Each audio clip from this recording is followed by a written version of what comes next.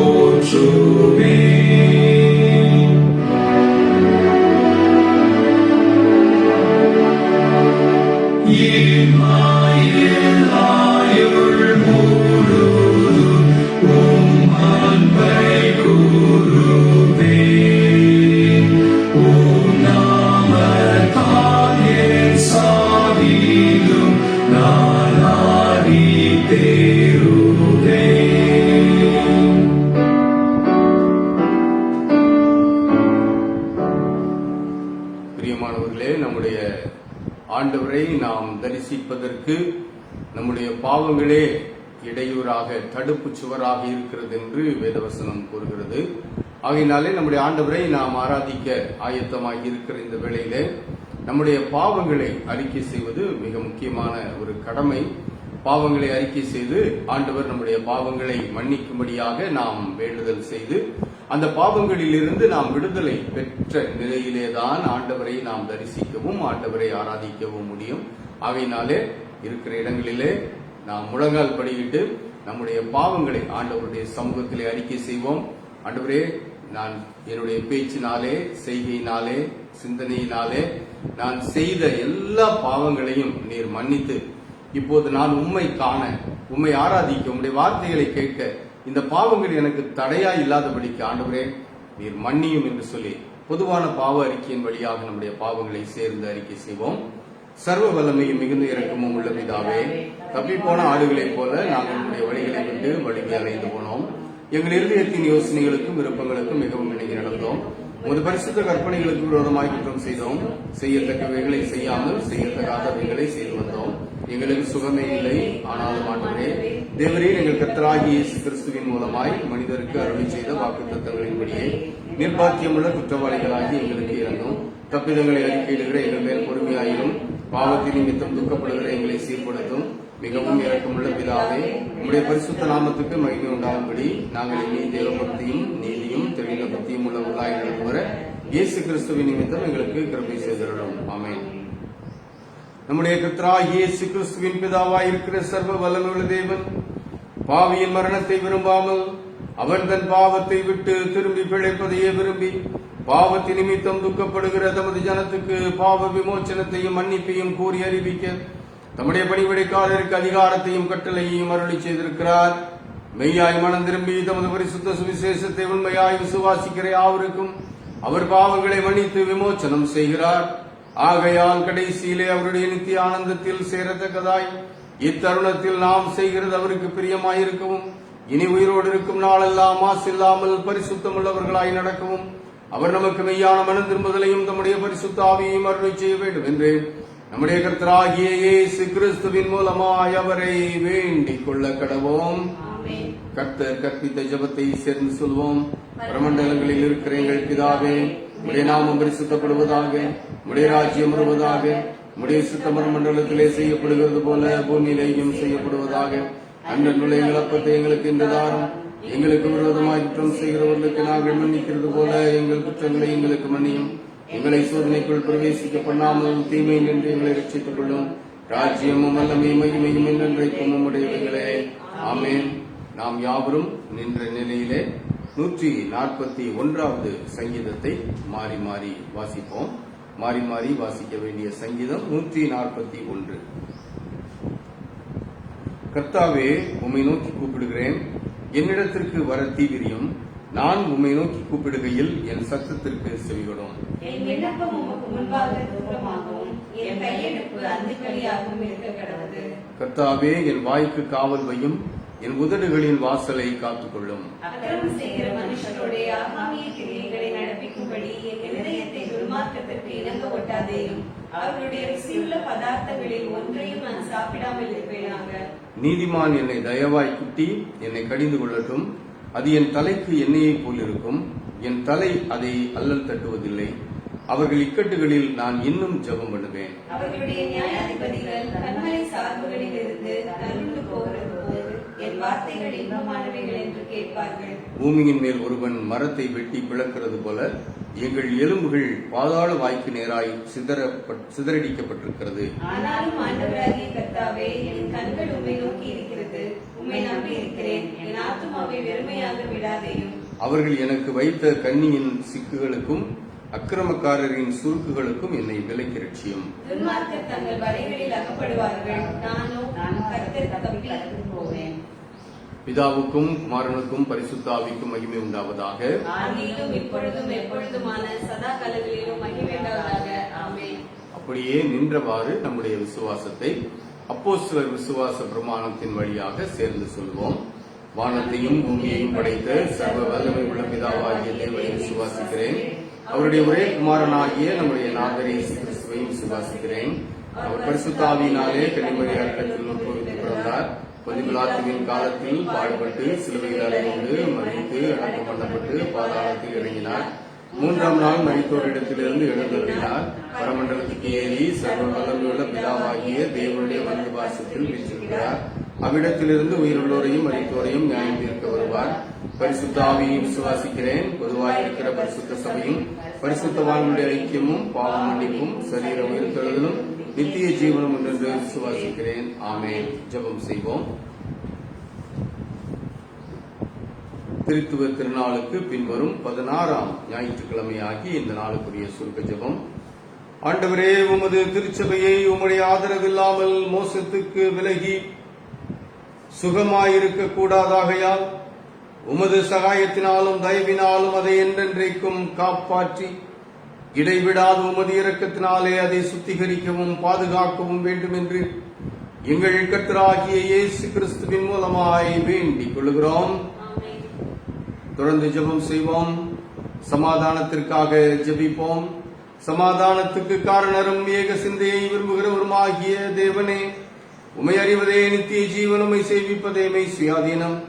தேவரீரை தஞ்சமாக கொண்டிருக்கிறோம் அதடியாராகிய நாங்கள் எந்த விரோதிகளுடைய வல்லமைக்கும் பயப்படாதிருக்கும்படியாக எங்கள் சத்துருக்கள் செய்கிற எல்லா பிரயத்தனங்களிலும் நின்று எங்கள் கர்த்தராகிய இயேசு கிறிஸ்துவின் வல்லமையினால் எங்களை காப்பாற்றியருளும். இத்தருணத்தில் ஒரு மனப்பட்டு உம்மை நோக்கி எங்கள் பொதுவான விண்ணப்பங்களை செய்ய எங்களுக்கு கிருபை அளித்த சர்வ வல்லமை உள்ள தேவனே, 2 பேராவது 3 பேராவது என் நாமத்தினாலே கூடி வரும் பொழுது அவர்கள் கேட்கிறவைகளை அருளி செய்வேன் என்று வாக்கருளி இருக்கிறீரே.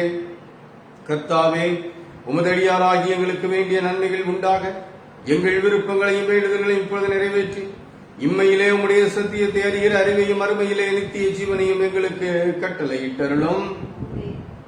தொடர்ந்து ஜெபம் செய்வோம். கிருபை நிறைந்த நல்ல ஆண்டவரே, உடைய பிள்ளைகளாகி எங்களை அற்புதமாய் அனுதினமும் வழி நடத்தி வருகின்ற எங்கள் நல்ல ஆண்டவரே, உம்முடைய கிருபையையும் காருண்யத்தையும் பெற்றிருக்கிற நாங்கள் கடந்த ஒரு வாரம் முழுவதிலும் உம்முடைய அற்புதமான வழி நடத்துதலை வாழ்க்கையின் எல்லா நிலைகளிலும் அனுபவிக்க எங்களுக்கு உதவி செய்து மற்றொரு புதிய வாரத்தின் முதல் நாளிலே உம்முடைய சமூகத்திலே நாங்கள் ஆலயத்திலே வந்து வழிபட முடியாதிருந்தாலும் வீடுகளிலே நாங்கள் இருக்கிற சூழலிலேயே இந்த ஆன்லைன் லைவ் ஆராதனையின் வழியாக உம்மை நோக்கி பார்க்க ஆண்டவர் எங்களுக்கு கொடுத்திருக்கிற இந்த சிறப்பான தருணத்திற்காக உமக்கு நன்றி செலுத்துகிறோம்.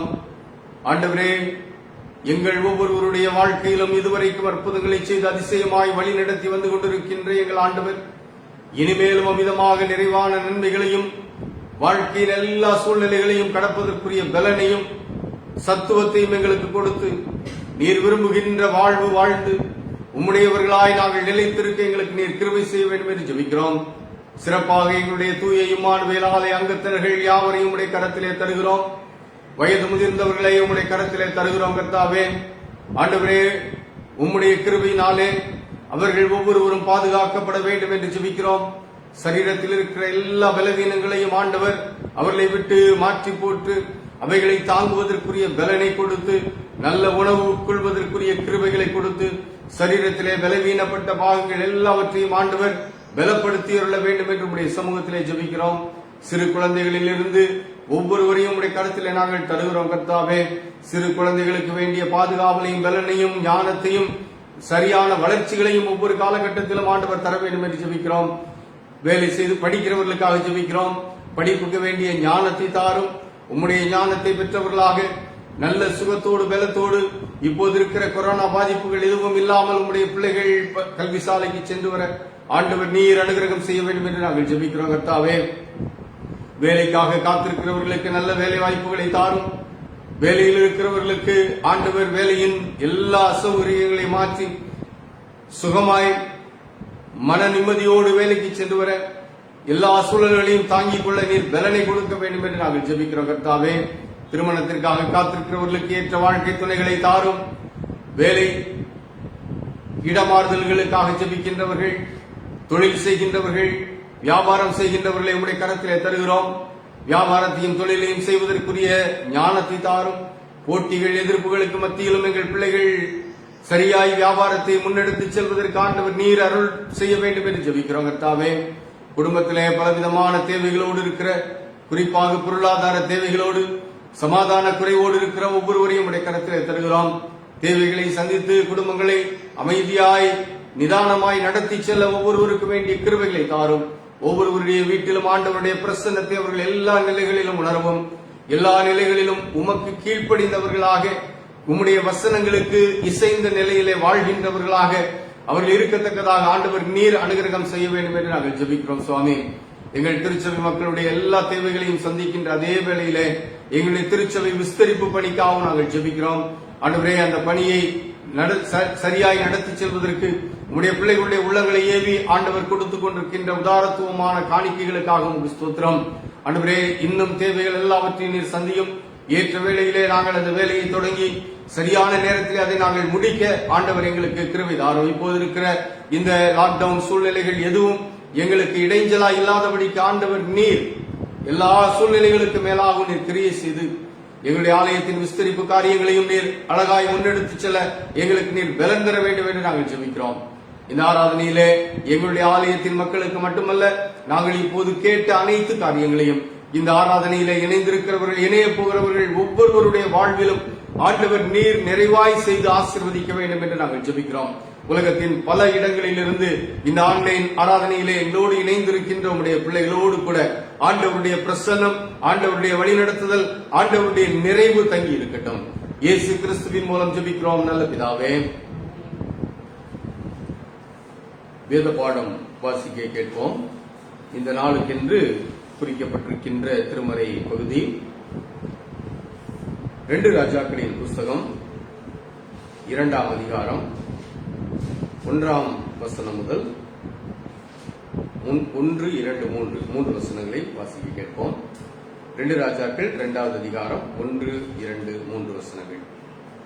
கர்த்தர் எலியாவை சுழல் காற்றிலே பரலோகத்திற்கு எடுத்துக் கொள்ளப் போகிற போது எலியா எலிசாவோடே கூட கில்காலில் இருந்து புறப்பட்டு போனான். எலியா எலிசாவை நோக்கி, நீ இங்கே இரு, கர்த்தர் என்னை பெத்தேல் மட்டும் போக அனுப்புகிறார் என்றான். அதற்கு எலிசா, நான் உம்மை விடுகிறதில்லை என்று கர்த்தரின் ஜீவனையும் உம்முடைய ஜீவனையும் கொண்டு சொல்கிறேன் என்றார். அப்படியே இருவரும் பெத்தேலுக்கு போனார்கள். அப்பொழுது பெத்தேலில் இருந்த தீர்க்கதரிசிகளின் புத்திரர் எலிசாவினிடத்தில் வந்து, இன்றைக்கு கர்த்தர் உனக்கு தலைமையாய் இருக்கிற உன் எஜமானை உன்னை விட்டு எடுத்துக் கொள்வார் என்பது உனக்கு தெரியுமா என்றார்கள். அதற்கு அவன், எனக்கு தெரியும், சும்மா இருங்கள் என்றான். கிறிஸ்துவுக்குள் அன்பானவர்களே, ஆண்டவருடைய கிருபையினாலே ஆண்டவருடைய அடியவர்களாகிய நாம் கடந்த சில வாரங்களாக, ஏறக்குறைய 4 வாரங்களாக காற்றுகளை வைத்து ஆண்டவர் தம்முடைய பிள்ளைகளின் வாழ்க்கையிலே எவ்விதமாக செயல்படுகிறார் என்பதை தொடர்ச்சியாய் படித்து வருகிறோம். இந்த ஆன்லைன் ஆராதனையிலே தொடர்ந்து கலந்து கொள்கின்றவர்களுக்கு இது நன்றாய் தெரியும். அது மட்டுமல்ல, உங்களிலே அநேகர் இந்த செய்திகளின் வழியாக நீங்கள் பெற்றுக் கொண்டிருக்கின்ற ஆசீர்வாதங்களை, அதாவது ஆவிக்குரிய வாழ்க்கையிலே நீங்கள் வளருவதற்கு இந்த செய்திகள் எவ்வளவு ஆதாரமாய் இருக்கின்றன என்பதை பகிர்ந்து கொள்வதை கேட்கும்போது உண்மையிலேயே நான் ஆண்டவருக்கு கனத்தையும் மகிமையையும் செலுத்துகிறேன். ஏனென்றால் உங்களிலே பலர் மிக கருத்தூன்றி தேவனுடைய வார்த்தைகளை கவனிக்கிறீர்கள். ஆலயத்திலே மட்டுமல்ல, உங்களுடைய இருப்பிடங்களிலேயே உங்களை தேடி வருகின்ற இந்த தேவனுடைய வார்த்தையை நம்முடைய திருச்சபை மக்கள் மட்டுமல்ல, வெளியில இருக்கிற மற்ற திருச்சபை மக்களும், அது மட்டுமல்ல வெளிநாடுகளில் இருக்கிற சிலரும் அவருடைய அந்த கமெண்ட்ஸ் எல்லாம், இந்த செய்திகளை கேட்டுவிட்டு அவர்கள் என்னோடு கூட வாட்ஸ்அப்ல பகிர்ந்து கொள்கின்ற கமெண்ட்ஸை எல்லாம் பார்க்கும்போது ஆண்டவர் எவ்வளவு அதிகமாக இந்த நிகழ்ச்சிகளின் வழியாக, இந்த ஆன்லைன் ஆராதனையின் வழியாக கிரியை செய்கிறார் என்பதை புரிந்து கொள்ள முடிகிறது. ஆகையினாலே ஏனோ தானோ என்று கேட்கிறவர்களும் வசனங்களை கருத்தூன்றி கவனியுங்கள். காலம் கடைசி காலம். ஆண்டவருடைய வார்த்தை திரித்து கூறப்பட்டுக் கொண்டிருக்கின்ற காலகட்டத்திலே சரியாய் தேவனுடைய வார்த்தையை புரிந்து தேவனுடைய விருப்பங்களை நிறைவேற்றி வாழ வேண்டியது நம்முடைய கடமை. அதை நாம் உணர்ந்தவர்களாக ஏனோ தானோ என்று ஆன்லைன் ஆராதனையிலே கலந்து கொள்ளாமல், அல்லது லைக் போடணும், லைக் போட்டு விட்டால் போதும், போதவர் பார்த்துக் கொள்வார், அதெல்லாம் நினைக்க வேண்டாம். நீங்க எவ்வளவு நேரம் பார்க்கறீங்கிறது முதற்கொண்டு நாங்கள் கணித்துக் கொண்டுதான் இருக்கிறோம். ஆகையினால நீங்க முழுவதுமாக கவனிங்க. லைக் போடணுங்கிறது அவசியம் இல்லை. ஆனால் வாழ்க்கையிலே இந்த வார்த்தைகளை அபியாசப்படுத்த வேண்டும் என்பது மிக மிக அவசியம். அநேகர் இதன் வழியாக பிரயோஜனப்படுவதற்காக நான் ஆண்டவரை ஸ்தோத்திரிக்கிறேன். இந்த நாளின் செய்தியும் அப்படி உங்களோடு கூட நிச்சயமாய் பேசும் என்று நான் நம்புகிறேன். அன்பானவர்களே, காற்றுகளை தம்முடைய பண்டசாலையில் இருந்து ஏவி விடுகிறார். எரேமியா 51:16. தொடர்ச்சியாய் இந்த நிகழ்ச்சியை பார்க்கிறவர்களுக்கு இந்த வசனங்கள் எல்லாம் மனப்பாடமாய் தெரியும். ஏன்னா ஒவ்வொரு வாரமும் இதை சொல்லித்தான் ஆரம்பிக்கிறேன். காற்றை தமது பண்டசாலையில் இருந்து ஏவி விடுகிற ஆண்டவர் யோபுவின் புஸ்தகம் 28வது அதிகாரத்தின் 15வது வசனத்தை படிக்கும் போது அங்கே யோபு சொல்கிறார், காற்றுக்கு நிறையை நியமித்திருக்கிறார். அப்ப ஏவி விடுகிற ஆண்டவர் சரியான அளவோடு அந்த காற்றுகளை ஏவி விடுகிறார். எதற்காக? அவர் விரும்பும் செயல்களை தெய்வ மக்களுடைய அல்லது தெய்வ மக்களை பிடித்து வைத்திருக்கின்றவர்களுடைய வாழ்க்கையிலே அந்த காற்றுகள் போய் சில தேவ விருப்பங்களை நிறைவேற்றுவதற்காக, ஆண்டவர் என்ன விரும்புகிறாரோ அதை நிறைவேற்றுவதற்காக ஆண்டவர் காற்றை ஏவி விடுகிறார் சரியான அளவோடு. அந்த காற்று பெருங்காற்றாய் அமைகிறது, கீழ்காற்றாய் அமைகிறது, மேற்கு பக்கத்தில் இருந்து வீசுகின்ற மேல் காற்றாய் அமைகின்றது. இப்படி கடந்த வாரத்திலே ஒரு காற்று என்று நாம் படித்தோம். அந்த ஒரு காற்று எல்லா பக்கத்திலும் இருந்து அடித்திருக்கக்கூடும். ஏனென்றால் அது காடைகளை கொண்டு வந்தது. கடந்த செய்தி தான் நிறைய பேருடைய ஜெபங்களை மாற்றி இருக்கிறது என்று சொல்ல கேட்டு ஆண்டவருக்கு நன்றி செலுத்துகிறேன். அன்பானவர்களே, இப்படி பலவிதமான பெயர் கொண்ட காற்றுகள். இந்த காற்றுகளிலே இன்றைக்கு நாம் படிக்கப் போகின்ற காற்று சுழல் காற்று. ஆண்டவர் தம்முடைய பண்டசாலையில் இருந்து ஏவி விடுகின்ற சுழல் காற்று. அந்த சுழல் காற்று என்ன செய்தது? நம்முடைய வாழ்க்கையிலே என்ன செய்யும்? ஆண்டவர் எதற்காக இந்த சுழல் காற்று ஏவி விடுகிறார்? பல நிலைகளிலே ஏவி விடுகிற ஒரு பக்கத்தில் இருந்து ஏவுகின்ற காற்று நிறையோடு. ஏனென்றால் 107வது சங்கீதம் சொல்லுகிறது, அவர் கட்டளையிட பெரும் காற்று எழும்பும். யோனாவின் வாழ்க்கையிலே பெருங்காற்று, பார்வோனின் வாழ்க்கையிலே கீழ்காற்று, தெய்வ மக்களுடைய வாழ்க்கையிலே கீழ்காற்று, தெய்வ மக்களுடைய வாழ்க்கையிலே மேல்காற்று, தெய்வ மக்களுடைய வாழ்க்கையிலே ஒரு காற்று. இஸ்ரவேல் மக்களுடைய வாழ்வு, நான் தெய்வ மக்கள் என்று குறிப்பிடுவது இஸ்ரவேல் மக்கள். ஆக இப்படியெல்லாம் பல நிலைகளிலே பல காற்றுகளை படித்து வந்த நாம் இன்றைக்கு ஒரு தேவ மனிதனுடைய வாழ்க்கையிலே தேவன் அனுப்பின சுழல் காற்றை பார்க்க போகிறோம். வாசிக்க கேட்ட திருமறை பகுதி 2 ராஜாக்களின் புஸ்தகம் 2வது அதிகாரத்தின் முதல் வசனம் இப்படியாய் சொல்கிறது, கர்த்தர் எலியாவை சுழல் காற்றினாலே எடுத்துக்கொள்ளப் போகிற போது எலியா எலிசாவோடே கூட கில்காலில் இருந்து புறப்பட்டு போனான். எலியாவை சுழல் காற்றிலே பரலோகத்திற்கு எடுத்துக்கொள்ள போகிற போது, ஒரு தெய்வ மனிதனுடைய வாழ்க்கையிலே தேவன் அனுப்பின சுழல் காற்று அந்த தெய்வ மனிதனை பரலோகத்திற்கு எடுத்துச் செல்கின்றது. வேதத்திலே உயிரோடு இருக்கும் போதே தேவனோடு சஞ்சரிப்பதற்காக எடுத்துக் கொள்ளப்பட்ட ஏனோக்கை பற்றி தெரியும். ஆனால் ஏனோக்கின் நிலை யாருக்கும் தெரியாது. ஆனால் எலியாவினுடைய நிலை எல்லாருக்கும் தெரியும். பக்கத்திலேயே எலிசா என்ற ஒரு சாட்சி, யோர்தானுக்கு மறுகரையிலே 50க்கு மேற்பட்ட தீர்க்கதரிசிகள் அவர்கள் நின்று எலியா மட்டும் திரும்பி வருவதை பார்த்தார்கள். இந்த 2வது அதிகாரத்தில் இருக்குது. பிறகு அவர்கள் சொன்னார்கள், ஒருவேளை எலியாவை எங்காவது எடுத்துக்கொண்டு போய் ஆண்டவர் போட்டிருப்பாரு, நாங்க போய் பார்த்து விட்டு வருகிறோம் என்று சொல்லி அவர்கள் 3 நாட்கள் தேடினார்கள். தேடி கிடைக்கவில்லை. ஆதாரம் இருக்கிறது. எலியாவை தேவன் சுழல் காற்றிலே பரலோகத்திற்கு எடுத்துக் கொள்ளப்பட்டதை கண்ணால் பார்த்த சாட்சி. அப்படி எடுத்துக் கொள்ளப்படும் போது அவருடைய சால்வை கீழே விழுகிறது. அதை எடுத்துக்கொண்டு வந்து யோர்தானை அடித்து ஒரு அற்புதத்தை நிகழ்த்தி திரும்பவும் மறுகரைக்கு வருகிறார் இந்த எலிசா. அப்போதுதான் அங்கே கூடியிருந்தவர்கள், நாங்கள் போய் தேடி பார்க்கிறோம் என்று சொல்லி தேடி பார்த்து விட்டு அங்கே ஒன்றுமில்லை, எலியாவை காணவில்லை, உண்மையிலேயே எலியா எடுத்துக் கொள்ளப்பட்டிருக்கிறார் என்ற நிலையிலே அவர்கள் அதை ஏற்றுக்கொண்டார்கள்.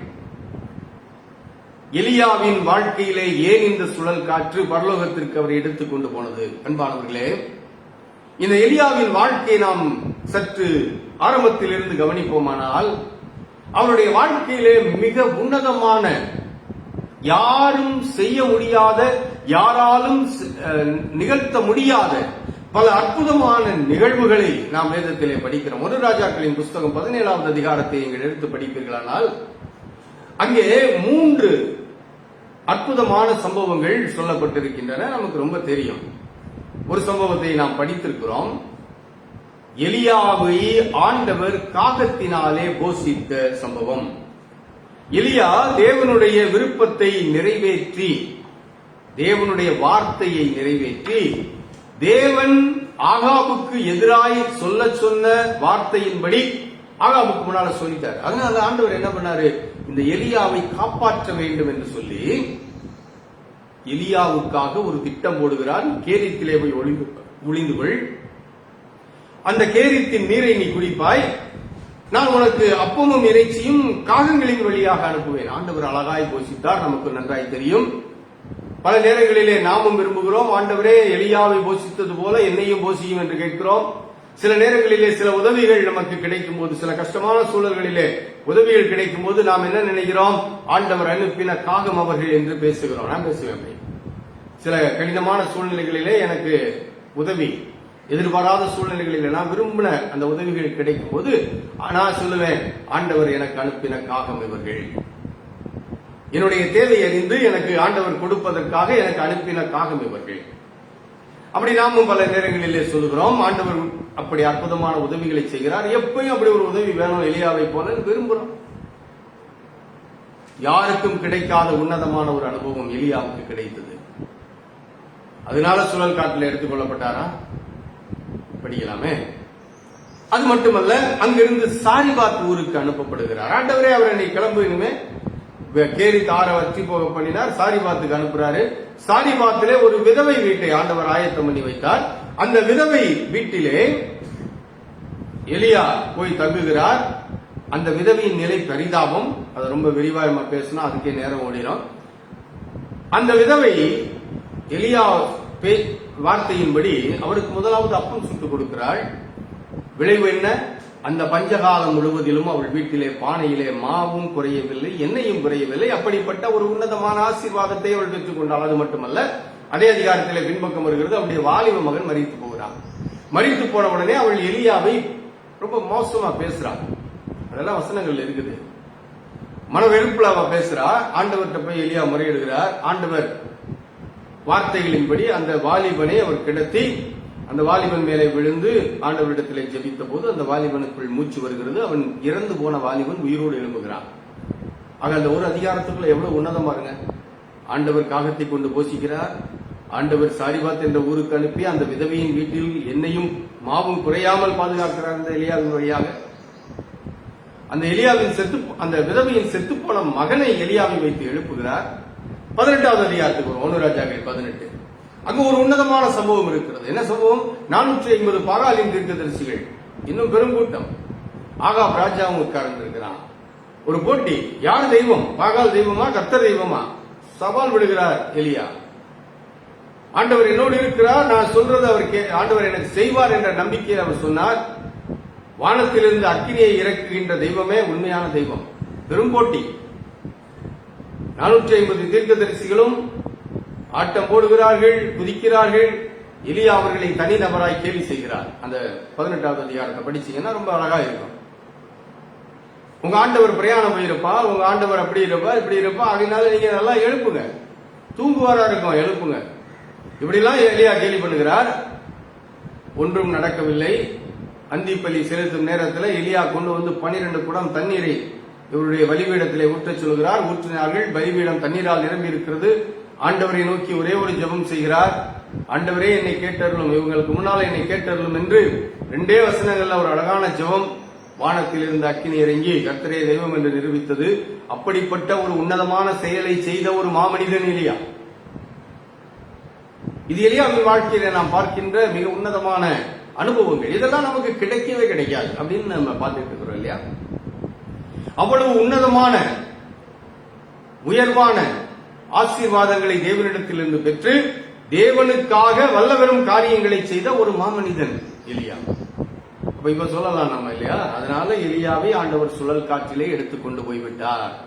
இப்படியெல்லாம் எலியாவின் வாழ்க்கையில நடத்தினதுனால இப்போ எலியாவை அவர் சுழல் காற்றிலே எடுத்துக்கொண்டது ஒரு பெரிய காரியம் இல்லை என்று நினைக்கலாம். அன்பானவர்களே, ஒரு மனிதனுடைய வாழ்க்கையில எவ்வளவு வெற்றி இருக்கிறதோ அதே போல ஒரு பள்ளமும் ஒரு பாதாளமும் இருக்கிறது என்பதை திருமறை நமக்கு அநேக தெய்வ மக்களுடைய வாழ்க்கையில் இருந்து விளக்கி சொல்லுகின்றது. இன்னைக்கு பல நேரத்தில் நம்ம படித்துக் கொள்ள வேண்டிய ஒரு பாடம் அது. படிக்காமல் இருக்கிறோம். வெறும் உன்னதமான அனுபவங்கள் மட்டுமே இருக்க வேண்டும் என்று நினைக்கிறோம். தெய்வ மனிதர்களை படிக்கும் போது வெறும் உன்னதமான அனுபவங்கள் மட்டும் அவர்களுக்கு இருக்கிறது என்று நினைத்து அதையே பார்த்து அவங்கள போலலாம் நம்ம வாழ முடியாதுன்னு சொல்லிக்கிட்டு இருக்கிறோம் இல்லையா. தெய்வ மனிதர்களுடைய வாழ்க்கையில எவ்வளவுக்கு எவ்வளவு உன்னதமான அனுபவங்களை அவர்கள் பெற்று தேவனோடு சஞ்சரித்துக் கொண்டிருந்தார்களோ அதே போல அவருடைய வாழ்விலே ஒரு பாதாளத்தின் அனுபவமும் இருக்கத்தான் செய்கிறது. அன்பானவர்களே, இந்த எலியாவின் வாழ்க்கையில் எவ்வளவு உன்னதங்களை படித்தோம் இல்லையா. இதையெல்லாம் பார்க்கும்போது ஆண்டவரே அழகா பாடல் பாடுவோம். எலியாவின் தேவன் நம் தேவன் வானத்திலிருந்து அக்கினி இறக்கினார், காகங்களை வைத்து போஷித்தார். அல்லது அதே எலியா நம்மை போல வாழ்க்கையில எனக்கு போதும் சாமி, என் உயிரை எடுத்துக்கோங்கன்னு கேட்ட ஒரு சூழலும் வந்தது. எப்ப 19வது அதிகாரத்தில் ரொம்ப ரொம்ப கேப் இல்லைங்க. 19வது அதிகாரத்தில் 4வது வசனம், வனாந்தரத்திலே ஒரு நாள் பிரயாணமாய் போய் ஒரு சூரிய செடிக்கு அடியில் அமர்ந்து கொண்டு போதும் கர்த்தாவே என் ஆத்மாவை எடுத்துக்கொள்ளும் என்று இந்த எலியா, சாமியே நான் வாழ்ந்தது போதும். இன்னைக்கு பல நேரங்களில் நம்ம கேட்கிறோம் இல்லையா, கேட்டுட்டு இருக்கிறீங்க இல்லையா, நீங்க யாருன்னு எனக்கு தெரியாது, ஆனா இன்னைக்கு அந்த கேள்வியோடு நீங்க இருக்கிறீங்கிறத உணர்ந்த ஆண்டவர் உங்களுக்கு இந்த வசனத்துல பேசிட்டு இருக்கிறார். நான் நம்புறேன். போதும் சாமி, என்னத்தை நான் வாழ்த்து. ஒரு உன்னதமான அனுபவத்தின் தொடர்ச்சியாய் வருகின்ற ஒரு தோல்வி அல்லது ஒரு பயமுறுத்தல், அப்படிப்பட்ட ஒரு சூழ்நிலையில போது ஆண்டவரேன்னு கேட்கிறீங்க இல்லையா. இதே போல கேள்வியை யாரு கேட்டது? எலியா கேட்டிருக்கிறாருங்க. போன வாரம் படிச்சோம். மோசே என்ற ஒரு மாமனிதர், அவர் என்ன சொன்னார்? ஆண்டவரே என்னை கொன்னு போட்டுருங்க போதும். அங்க மோசையும் அதை போல ஒன்று கேள்வி கேட்கிறாரு. மோசையை வச்சு ஆண்டவர் எவ்வளவு செயல்களை இந்த ஜனங்களுக்கு செய்து கொண்டு வந்தார். ஆனாலும் போன வாரம் நம்ம படிச்சோம் இல்லையா, போதும் ஆண்டவரே என்ன அவன் 11வது அதிகாரத்தை எடுத்து திரும்ப படிச்சு பாருங்களேன். போதும் ஆண்டவரே என்னை கொன்னு போட்டுருங்க. இப்ப இவர் என்ன கேட்கிறாரு? போதும் ஆண்டவரே ஆத்மாவை எடுத்துக்கிடுங்க.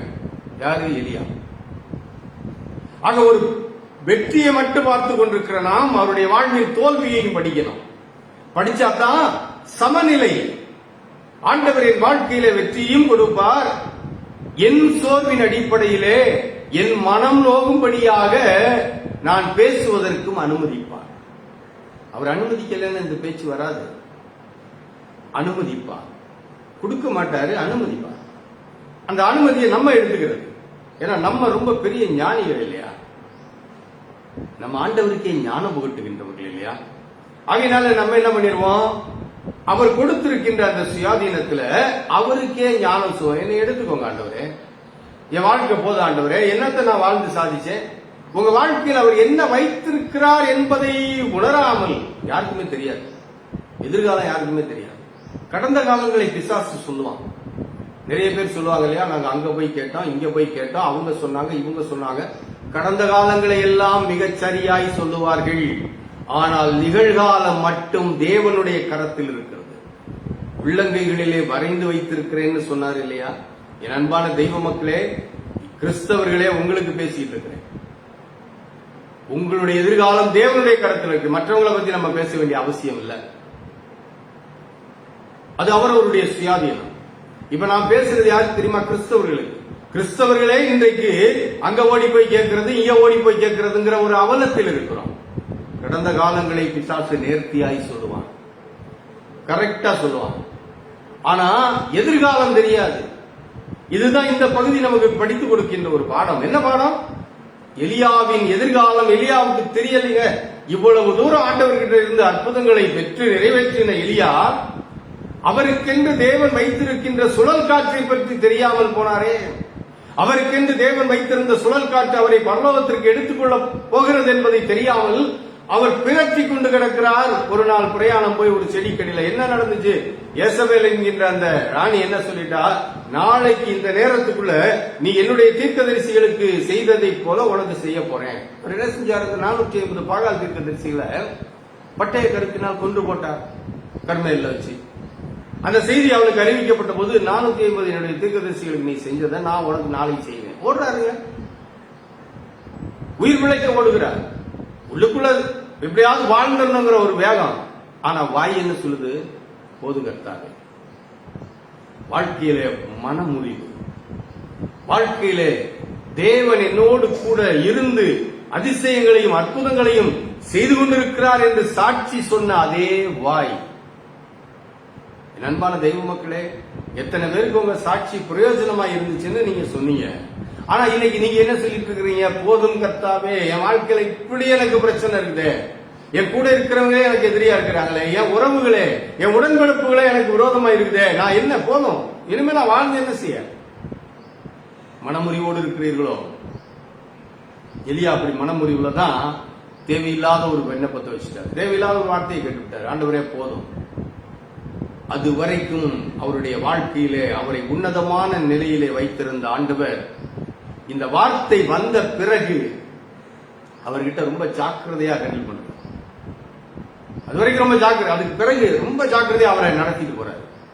ஏன்னா மனமுறிவுல தேவனுடைய சித்தத்திற்கு விரோதமாய் போய்விடக்கூடிய மனசோர்வு உண்டாக்கிறோம். இவருக்கு 2 மனசோர்வு, 2 விதத்துல இவருடைய சோர்வு உடல் ரீதியா இருந்தது. என்ன தெரியுமா? 450 பேரை கொண்டு போட்டார் அந்த களைப்பு. அடுத்து ரதத்தை விட, குதிரைகள் பூட்டப்பட்ட ரதத்தை விட வேகமாய் ஆகாபே சொல்றாரு, ஆகாபே மழை வரப்போது, வேகமா ரதத்தை பூட்டிட்டு போங்க, ஒரு உள்ளங்கை அளவு மேகம் தெரியுது அப்படின்னு சொல்லிட்டு இவர் இடைக்கச்சை இருக்குமா கட்டிட்டு ரதத்தை விட வேகமா கர்மேல இருந்து கீழே வரைக்கும் ஓடி வந்தார். அந்த பர்வதத்துல இருந்து உடல் எவ்வளவு டயர்டா இருக்கும். ஏற்கனவே 450 பேரை கொன்னவர். இப்போ ஆகாபுக்கு முன்னால், ராஜாவுக்கு முன்னால விரைவாய் ஓடி வந்து விட்டார். இது இரண்டும் சேர்ந்து, இதெல்லாம் 18வது அதிகாரத்தில் இருக்குது, 1 ராஜாக்கள் 18. அப்ப இதெல்லாம் சேர்ந்து அவருக்கு ஏற்படுத்தின அந்த உடல் சோர்வு. அடுத்து 19வது அதிகாரத்துக்கு வரும்போது யேசபேல் ராணி சொல்லி அனுப்புகின்ற காரியம், நாளைக்கு இந்த நேரத்துக்குள்ள நான் உயிர் எடுத்துருவேன். பயம், உடல் சோர்வும் பயமும் இணைந்து தேவனுடைய விருப்பங்களுக்கு மாறாக வாழ எத்தனிப்பை உண்டாக்குகின்ற சூழலை இங்கே நாம் பார்க்கிறோம். அன்பானவர்களே, ரொம்ப ஜாக்கிரதையா இருக்கணும். உடல் சோர்வு, உங்க உடம்புல இருக்கிற பிரச்சனை, வியாதி, பலவீனம், வயதாவதினால் வருகின்ற பலவீனமோ அல்லது உங்களுடைய மனதிலே இருக்கின்ற பாரங்களின் விளைவாய் வருகின்ற பலவீனமோ போதும் கர்த்தாவே என்று சொல்ல வைக்க கூடும். ரொம்ப ஜாக்கிரதையா இருக்கணும். அப்படி சொல்லக்கூடாது. தேவனுடைய விருப்பம் அல்ல. நாம் கடைசி வரைக்கும் தேவன் நமக்கென்று குறித்திருக்கின்ற அந்த கடைசி நேரம் வரைக்கும் நன்றாய் வாழ்ந்து சுகமாய் இருக்க வேண்டும் என்பது தேவனுடைய விருப்பம். ஆனால் நம்முடைய உடலை அழுத்துகின்ற வேதனைகளின் மத்தியிலே தேவனே என் வாழ்க்கையை முடித்துக் கொள்ள வேண்டும் என்று சொல்லி கேட்கக்கூடாது. உடல் சோர்வு அப்படி கேட்க வச்சிரும். உடல் சோர்ந்துச்சுனாலே மனமும் சோர்ந்துடும், மனம் சோர்ந்தால் உடலும் சோர்ந்து, ரெண்டும் ஒன்றோடு ஒன்று இணைந்தது இல்லையா? இவருடைய உடல் சோர்வு, ஆண்டவர் என்னோடு கூட இருந்து இவ்வளவு அதிசயங்களை செய்தார், அந்த ஆண்டவர் என்னோடு கூட இருக்கிறார் என்ற உணர்வை புறந்தள்ளி விட்டதே. அடுத்து பயம், நாளைக்கு நேரத்துக்குள்ள என்னை கொண்டு வாழ மாச துடிக்க எடுத்து ஓடுறாரு. வேலைக்காரனோட கழுதையில சேனை வச்சுட்டு 2 பேரும் போறாங்க. போறவங்க பாதி வழியில அவனை நிறுத்திடுறாரு. நிறுத்திட்டு, ஏன்னா விசாரிக்க வர்றவங்க அவனை விசாரிச்சுட்டு இருப்பாங்கன்ட்டு அவனை அங்க நடுவில் விட்டுட்டு இவர் போயிட்டாரு. போயிட்டு தான் போய் ஒரு செடிக்கடியில் உட்காந்துட்டு போகுதுங்க கர்த்தாவேன்னு கேட்கிறாரு. பயம், சோர்வும் பயமும் ஒரு மனிதனுக்கு வரும்போது தேவனுடைய விருப்பத்திற்கு, தேவனுடைய சித்தம் நம்முடைய வாழ்க்கையில நிறைவேறுவதற்கு மாறாக நினைக்கக்கூடும், வேண்டக்கூடும். இது ரொம்ப எச்சரிக்கையான ஒரு பாடம். ஆக மனம் பதறி பேசிடாதீங்க. மனம் பதறி பேசும்போது அதற்கு பிறகு எலியாவின் வாழ்க்கையிலே தேவனுடைய இழைப்பாடுகள் வேற மாதிரி ஆயிடுச்சு. அப்படியே அவரை கூட்டிகிட்டே போற மாதிரி ஆயிட்டாரு. அது வரைக்கும் தனி மனிதனாய் ரொம்ப அந்த அத்தாரிட்டேட்டிவா ஆண்டவர் என்னோடு கூட இருக்கிறார் என்ற அந்த அதிகார துணியில் அவர் வாழ்ந்தவர், அந்த அந்த உன்னதமான நிலையில வாழ்ந்தவர். அதுக்கு பிறகு சோர்ந்து போய் தான் இருந்தார். அப்புறம் ஆண்டவர் அவருடைய தூதனை அனுப்பி தட்டி எழுப்பி 40 நாள் பிரயாணம் பண்றதுக்கு உணவு கொடுக்கிறாரு. அந்த உணவை பெற்றுட்டு போகும்போது ஆண்டவர் அவரோடு பேசுகிறார். ஆண்டவர் அவரோடு பேசி சொல்றாரு, அமர்ந்த மெல்லிய சத்தம். முதலாவது 3 அடையாளங்கள் அங்க வருகின்றன.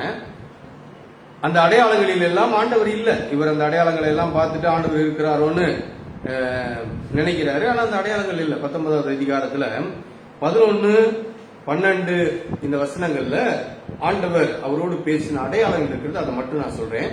11வது வசனத்துல பெருங்காற்று, பூமி அதிர்ச்சி. 12வது வசனத்துல அக்கினி, அமர்ந்த மெல்லிய சத்தம். அப்ப இந்த பெருங்காற்றிலும் பூமி அதிர்ச்சியிலையும் அக்கினியிலையும் ஆண்டவர் இல்ல. ஆனா அக்கினிக்கு பிறகு அமர்ந்த மெல்லிய சத்தம் உண்டாயிற்று.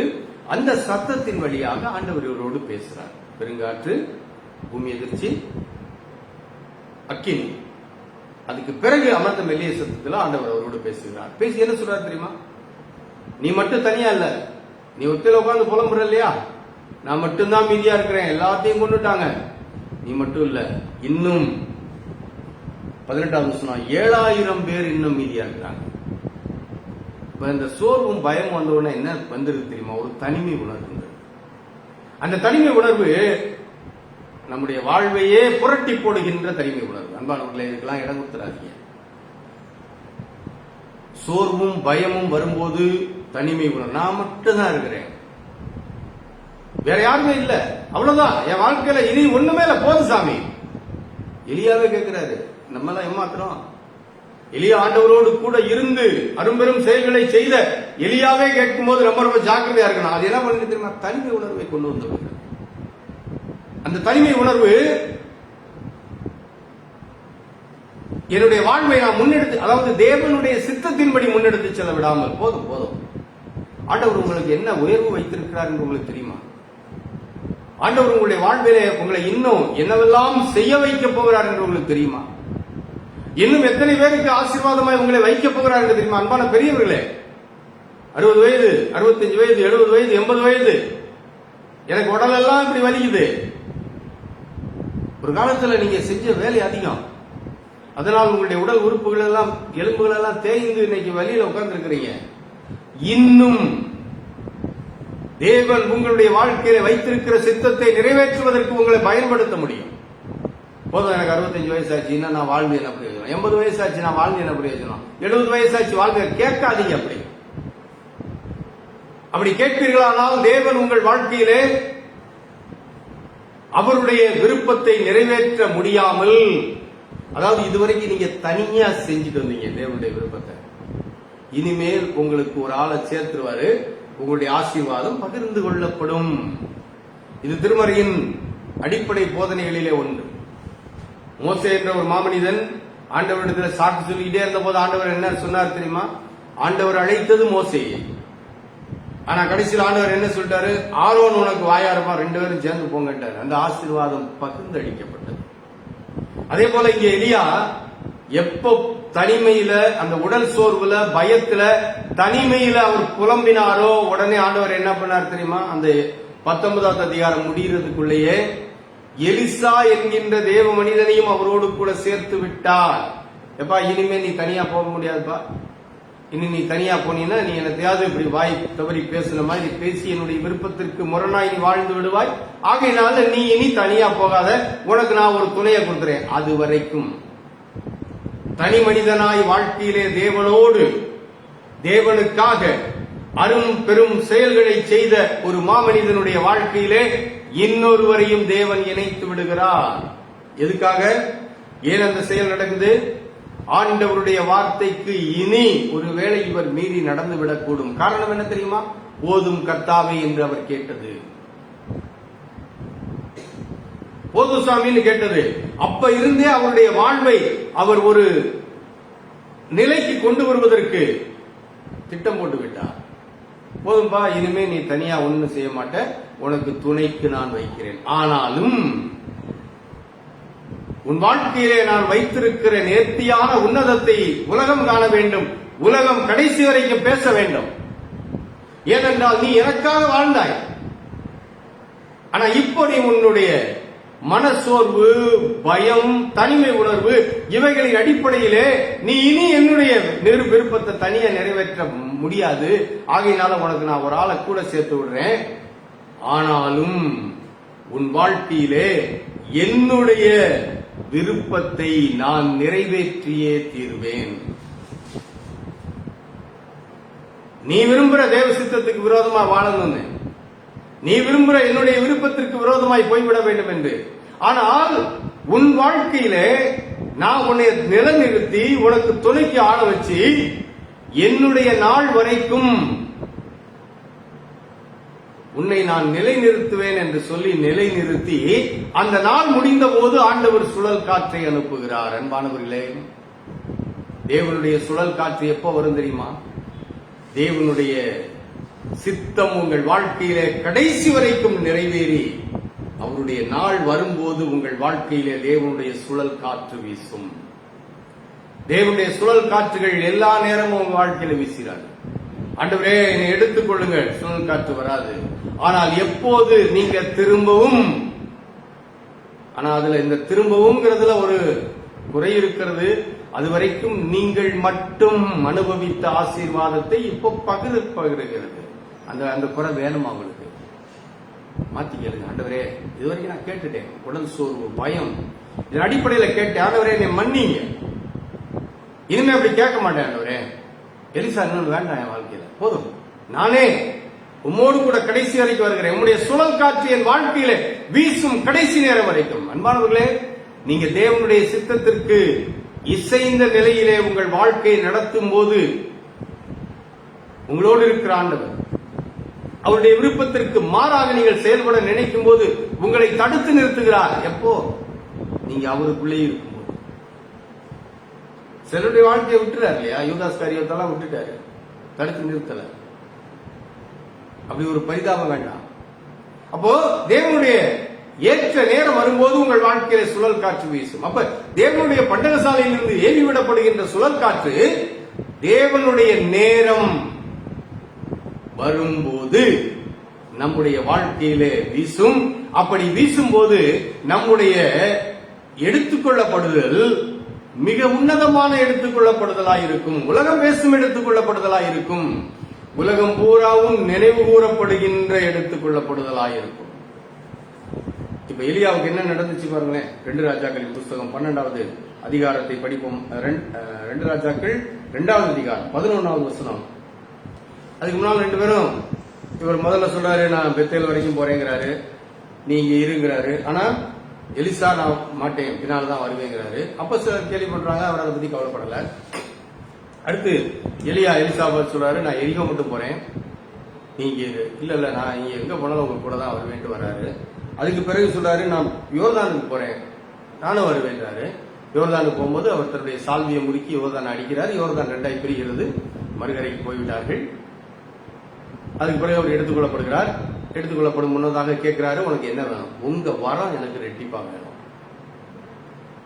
அப்ப அவர் சொல்றாரு நான் மேல போகும்போது நீ என்னைய பார்த்துட்டே இருந்தா அது உனக்கு கிடைக்கும். மேல போகும்போது அவருடைய சால்வை கீழே விழுகிறது. அதை எடுத்துட்டு வந்து அவர் முதல்ல யோர்தான் அடிக்கிறார். யோர்தானுக்கு அப்புறத்திலே 50 தீர்க்கதரிசிகள் பார்த்து கொண்டிருக்கிறார்கள். 10வது வசனம் வாசிக்கிறேன். 2 ராஜாக்கள் 2:10. அரிதான காரியத்தை கேட்டாய், உன்னை விட்டு நான் எடுத்துக்கொள்ளப்படுகையில் என்னை நீ கண்டால் உனக்கு கிடைக்கும், எல்லாவிட்டால் கிடையாது என்றார். அவர்கள் பேசிக் கொண்டு நடந்து போகையில் இதோ அக்கினி ரதமும் அக்கினி குதிரைகளும் அவர்கள் நடுவாக வந்து இருவரையும் பிரித்தது. அக்கினி குதிரை அக்கினி ரதம் வந்து 2 பேரையும் பிரிக்குது. எலியா அதில் ஏறிட்டாரு. எலியா சுழல் காற்றிலே பரலோகத்துக்கு ஏறி போனான். சுழல் காற்று எலியாவை பரலோகத்துக்கு கூட்டிட்டு உங்க வாழ்க்கையில வீச போகின்ற சுழல் காற்று உங்கள் வாழ்க்கையிலே தேவனுடைய பண்டசாலையிலிருந்து ஏறி விடுவதற்காய் தேவன் வைத்திருக்கிற சுழல் காற்று உங்களை பரலோகத்துக்கு கூட்டிட்டு போனாங்க. அதுக்காகவே தேவன் அந்த சுழல் காற்றை தன்னுடைய பண்டசாலையிலே வைத்திருக்கிறார். ஆனா அதுக்கு முன்னால் அவசரப்பட்டு சோர்விலும் பயத்திலும் தனிமையிலும் அந்த அனுபவம் அந்த உன்னதமான அனுபவத்தை இழந்துறதுக்கு கேட்காதீங்க. எலியா கேட்டாலும் எலியாவினுடைய வாழ்விலே அவருடைய நிலைகளை புரிந்து கொண்ட ஆண்டவர் அவருக்கு பரலோகத்திற்கு எடுத்துக் கொள்ளப்படும் சுழல் காற்றை அனுப்பி அவரை பரலோகத்திற்கு எடுத்துக்கொண்டார். அன்பான தெய்வ மக்களே, இன்னைக்கு உங்க வாழ்க்கையிலே சுழல் காற்று வீச வேண்டும். அதுக்காகத்தான் ஆண்டவர் இந்த ஆராதனையிலே உங்களை உட்கார வச்சிருக்கிறார். அவருடைய சுழல் காற்று உங்களை பரலோகத்திற்கு எடுத்துக் கொள்ளவும், அந்த சுழல் காற்று உங்கள் வாழ்க்கையில வீசணும். அப்படியானால் நீங்கள் கடைசி வரைக்கும் தேவனுடைய விருப்பத்தின்படி வாழ வேண்டும். இடையிலேயே உங்க விருப்பம் நிறைவேறணும்னு ஓடிடக்கூடாது. உங்க விருப்பம் என்ன போதும் கர்த்தாவேங்கிற அந்த உங்க விருப்பம் நிறைவேறதுக்கு ஓடக்கூடாது. கடைசி வரைக்கும் அவர் கையில இருங்க. கடைசி வரைக்கும் அவருடைய கையில் இருக்கும்போது தேவன் தன்னுடைய சுழல் காற்றை அனுப்புவார். அந்த சுழல் காற்று உங்களை பரலோகத்திற்கு வாசிகளாய் மாற்றும். கிறிஸ்தவ வாழ்க்கை அதான் அந்த நம்பிக்கையில் தானே போயிட்டு இருக்குது. கிறிஸ்தவ வாழ்க்கையை பரலோகத்துக்கு நான் போகணும் தானே. ஆனா இன்றைய கிறிஸ்தவம் வேற போயிடுச்சு. இந்த உலகத்துக்குள்ள நான் ஆசீர்வாதத்தை பெற வேண்டும், இந்த உலகத்துக்குள்ள நான் ஐஸ்வர்யத்தை பெற வேண்டும், இந்த உலகத்துக்குள்ள நான் சந்தோஷமாய் வாழணும், இந்த உலகத்துல நான் கேட்டதா எனக்கு கிடைக்கணும். அது இல்லைங்க கிறிஸ்தவம். கிறிஸ்தவம் என்பது என்ன? என் மறுவாழ்வு. இந்த உலக வாழ்வில நான் என்ன துன்பங்களை பட்டாலும், என்ன கலக்கங்களை அனுபவித்தாலும், என்ன சோர்வு, என்ன பயம், என்ன தனிவு எனக்கு வந்தாலும் கவலை இல்லை. தேவனோடு நான் வாழணும். அதுக்கு என்னை ஆயத்தப்படுத்த வேண்டும். அந்த கிறிஸ்தவம் இன்னைக்கு மறந்து போச்சு, இன்றைக்கு போதிக்கப்படுவதில்லை. ஆனால் உண்மை கிறிஸ்தவம் என்பது என்ன? கடைசி வரைக்கும் என் விருப்பத்திற்கு வாழாமல் தேவ விருப்பத்தின் அடிப்படையிலே நான் வாழும்போது தேவன் அனுப்புகின்ற சுழல் காற்று என் வாழ்க்கையிலே வீசும். அந்த சுழல் காற்று என்னை பரலோகத்திற்கு எடுத்துக்கொண்டு செல்லும். இந்த வாழ்க்கை வேணுமா உங்களுக்கு? அதுக்கு தானே காத்துட்டு இருக்கிறோம். அதுக்கு தானே இன்னைக்கு 9:30 மணில இருந்து இவ்வளவு நேரம் நீங்க உட்கார்ந்து இந்த வார்த்தையை கேட்டுட்டு இருக்கிறீங்க. ஒரே ஒரு காரியத்தை செய்ய, கடைசி வரைக்கும் தேவனுடைய விருப்பத்திற்கு மாறாக நடக்க கூடாது என்று ஆண்டவர்கிட்ட கேளுங்க. ஆண்டவரே, என் வாழ்க்கையில கடைசி வரைக்கும் உங்க விருப்பத்தின்படிதான் வாழ எனக்கு உதவி செய்ய அவர் காலில் சரணாகதி அடைங்க. உலகம், இன்றைய நவீன கிறிஸ்தவம், நவீன கிறிஸ்தவ போதனைகள் உங்களை வேற பக்கம் இழுக்கலாம். செவி கொடுக்காதீங்க. திருமறை காட்டுகின்ற உண்மை கிறிஸ்தவம், திருமறை காட்டுகின்ற உண்மையான தேவனுடைய வழிநடத்துதல்களிலே உங்க வாழ்க்கையை நீங்கள் செலுத்தும் போது, நடத்தும் போது, தேவ சித்தத்தின்படி நீங்கள் வாழும் போது உங்கள் வாழ்க்கையிலே சுழல் காற்றை தேவன் தன்னுடைய பண்டசாலையில் இருந்து அனுப்புவார். அந்த சுழல் காற்று உங்களை பரலோகத்திற்கு எடுத்துச் செல்லும். தேவனோடு கூட நீடூழி காலம் வாழ வேண்டும் என்று நீங்கள் விரும்புகின்றீர்கள் இல்லையா? நாம் விரும்புகின்றோம் இல்லையா? அந்த உன்னதமான வாழ்வுக்கு தேவன் தன்னுடைய பண்டசாலையில் இருந்து சுழல் காற்றை உங்கள் வாழ்க்கையிலே அனுப்புவதற்குரிய சூழலிலே உங்கள் வாழ்க்கை இருக்க வேண்டும். எலிசாவை துணைக்கு அனுப்பினாரு. ஆனாலும் அதற்கு பிறகு தேவனுடைய விருப்பத்திற்கு மாறாயவர் போலையே இன்னைக்கு ஆண்டவர் எத்தனையோ எலிசாக்களை உங்கள் வாழ்க்கையில அனுப்புறாரு. நீங்க மனம் உடைந்து போய் உட்கார்ந்து இருக்கும் போது உங்களுக்கென்று வருகின்ற தேவனுடைய வார்த்தை, உங்க போதகர் அல்லது ஆண்டவர் உங்களுக்கென்று வைத்திருக்கின்ற உங்கள் வழிகாட்டி, உங்கள் நண்பர்கள், குடும்பத்தார், யாரோ ஒருத்தர் வழியா இன்னும் நீங்கள் போக வேண்டிய தூரம் நிறைய இருக்குதுன்னு உங்க கூட அவர்கள் ஆலோசனை சொல்லிக் கொண்டு வருகிறார்கள் இல்லையா? விட்டுறாதீங்க. தேவனுடைய சித்தம் நடக்கட்டும்னு சொல்லி இறுக்கி பிடிங்க. தேவனுடைய சுழல் காற்று ஏற்ற வேளையிலே உங்கள் வாழ்க்கையிலே வீசும். அந்த சுழல் காற்று உங்களை பரலோகத்திற்கு எடுத்துச் செல்லும். ஜெபம் செய்வோம். நல்ல ஆண்டவரே, நீர்களுக்கு கொடுத்திருக்கிற இந்த ஆசீர்வாதமான வார்த்தைகளுக்காக உங்களுக்கு நன்றி கர்த்தாவே. பரலோகம் போகணும்னு துடிக்கிறோம் சுவாமி, ஆனா என்ன செய்யணும்னு தருவாரணும். ஆனா இன்னைக்கு உங்க சித்தத்தின்படி நாங்கள் வாழ்ந்தால் ஏற்ற வேளையிலே நீர் அனுப்புகின்ற சுழல் காற்று எங்களை பரலோகத்திற்கு எடுத்துச் செல்லும் என்று சொல்லிக் கொடுத்திருக்கிறீர்கள். உங்களுடைய பண்டசாலையில் இருந்து நீர் திறந்து விடுகின்ற, ஏவி விடுகின்ற சுழல் காற்று எங்கள் வாழ்க்கையில வீசுகின்ற அந்த நாள் வரைக்கும் பொறுமையாய் உங்களுடைய சித்தத்தை மட்டும் கடைபிடித்து வாழுகின்ற, உங்களுடைய விருப்பத்திற்கு மட்டும் இணங்கி வாழுகின்ற அந்த வாழ்வை எங்களுக்கு தர வேண்டும் என்று ஜெபிக்கிறோம். ஏற்ற வேளையிலே வீசப் போகின்ற சுழல் காற்று எங்களை பரலோகத்திற்கு எடுத்துச் செல்லுமே. அந்த ஆசீர்வாதம் எங்கள் வாழ்க்கையிலே நிகழட்டும். எலியாவின் வழியாய் நாங்கள் படித்த பாடத்திற்காக உங்களுக்கு ஸ்தோத்திரம் கர்த்தாவே. நாங்களும் சுழல் காற்றை எதிர்பார்த்து, பரலோகத்திற்கு வருவதை எதிர்பார்த்து, இந்த உலகத்திலே உம்முடைய சித்தத்திற்கு எங்களை அர்ப்பணித்து, உம்முடைய விருப்பத்திற்கு மாறாமல் வாழ்வோம் என்ற தீர்மானத்தோடு, உம்முடைய உதவியோடு எங்கள் வாழ்வை வெற்றியாய் வாழ கிருபைதாரும். இயேசு கிறிஸ்துவின் மூலம் ஜெபிக்கிறோம் நல்ல பிதாவே. ஆமென். நாம் யாவரும் எழுந்து நின்று கிறிஸ்தவ கீர்த்தனைகளிலே 153ஆம் கீர்த்தனை பாடுவோம். அப்போது நம்மையும் நம்முடைய காணிக்கைகளையும் ஆண்டவருக்கு அர்ப்பணிக்கிற நேரம். உங்கள் காணிக்கைகளை நீங்கள் எடுத்து வைத்துக் கொள்ளுங்கள். உங்களுடைய ஆலயத்திற்கு நீங்கள் செல்லும்போது உங்களுடைய காணிக்கையை நீங்கள் ஆலயத்திற்கு படையுங்கள். ஏனென்றால் காணிக்கை மிக மிக தேவை ஆலயத்தின் வேலைகளுக்கு. ஆகையினாலே நீங்கள் காணிக்கையை செலுத்த தவறக்கூடாது. ஆண்டவருடைய சமூகத்திற்கு வெறும் கையாய் வரக்கூடாது என்பது தேவனுடைய வார்த்தை. ஆகையினாலே இன்றைக்கு ஆண்டவருடைய சமூகத்தில் அமர்ந்திருந்த நீங்கள் வெறுங்கையாய் ஆண்டவருடைய சமூகத்தில் நிற்காமல் உங்கள் பணங்களை எடுத்து வையுங்கள். அடுத்த முறை ஆலயத்துக்கு வரும்போது அந்த பணத்தை நீங்கள் ஆலயத்தில் செலுத்துங்கள். 153ஆம் கீர்த்தனை.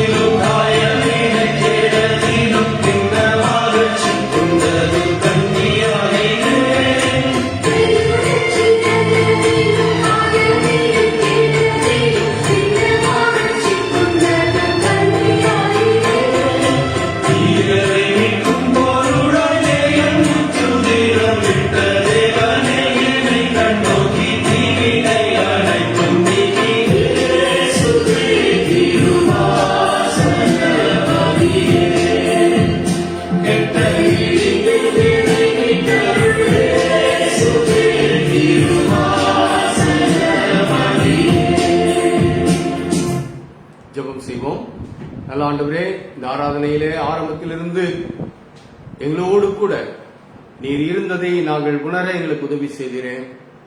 உம்முடைய வார்த்தைகள் எங்களோடு கூட பேசினதை உன்னதமான அனுபவத்தை சொல்லுகின்றவர்களாய் மட்டுமல்ல, உன்னதமான அனுபவத்தை கொண்ட நாங்கள் வாழ்க்கையில பயம், சோர்வு, தனிமை வரும்போது வேறு முடிவுகளை எடுத்து உம்முடைய சமூகத்திலே வந்து நிற்காமல் எல்லா நிலையிலும் உம்முடைய சித்தத்தை மட்டும், உம்முடைய விருப்பத்தை மட்டும் எங்கள் வாழ்க்கையில நிறைவேற்றி நீர் ஏற்ற வேளையிலே எங்கள் வாழ்க்கையில அனுப்புகின்ற சுழல் காற்றுக்காக காத்திருக்கிறவர்களாக ஆண்டவர் எங்களை வழிநடத்த வேண்டும் என்று ஜெபிக்கிறோம். அதற்கான ஆயத்தத்தோடு எங்கள் வாழ்வை நாங்கள் முன்னெடுத்தும் போது பரலோகத்தின் பிதாவே, நீர் எங்களுக்கு உதவி செய்யும். உம்முடைய சுழல் காற்றுக்கு எதிர்நோக்கி வாழ்கின்ற வாழ்வை எங்களுக்கு தான். ஆண்டவரே, இந்த ஆராதனையிலே கலந்து கொண்ட உம்முடைய பிள்ளைகள் ஒவ்வொருவரையும் பரத்திலிருந்து நீர் கண்ணோக்கி பார்த்து இந்த வாரம் முழுவதிலும், வாழ்நாள் முழுவதிலும் வாழ வேண்டிய வாழ்விலே ஒவ்வொருவரும் சுழல் காற்றை எதிர்பார்த்து வாழ்கின்றவர்களாயிருக்க, பரலோகத்திற்கு எங்களை அழைத்துச் செல்கின்ற உம்முடைய நேரத்தை எதிர்பார்த்து காத்திருக்கின்றவர்கள், அதற்கு ஏற்ற நிலையிலே வாழ்கின்றவர்களாயிருக்கான ஒரு கிருபைதாரும் அதற்கு உதவி செய்யும். இந்த வாரம் முழுவதிலும் உடைய நன்மைகளினாலும் கிருபைகளினாலும் எங்களை நினைத்து வழி நடத்தும். இயேசு கிறிஸ்துவின் மூலம் தாழ்மையோடு கொண்டாடுகிறோம் எங்கள் நல்ல பிதாவே, ஆமென். கர்த்தர் உன்னை ஆசீர்வதித்து உன்னை காக்க கடவர். கர்த்தர் தம்முடைய முகத்தை உன்மேல் பிரகாசிக்க பண்ணி உன்மேல் கிருபையாயிருக்க கடவர். கர்த்தர் தம்முடைய முகத்தை உன்மேல் பிரசன்னமாக்கி உனக்கு சமாதானம் கட்டளையிட கடவர். கர்த்தர் உங்களோடு இருந்து உங்களை ஆசீர்வதித்து உங்களை வழி நடத்துவாராக. ஆண்டவர் சித்தமானால் திரும்பவும் அடுத்த ஞாயிற்றுக்கிழமை காலை 9:30 மணிக்கு இன்னொரு ஆன்லைன் ஆராதனையிலே சந்திப்போம். கர்த்தரின் கிருபை உங்களோடு கூட இருப்பதாக. ஆமென்.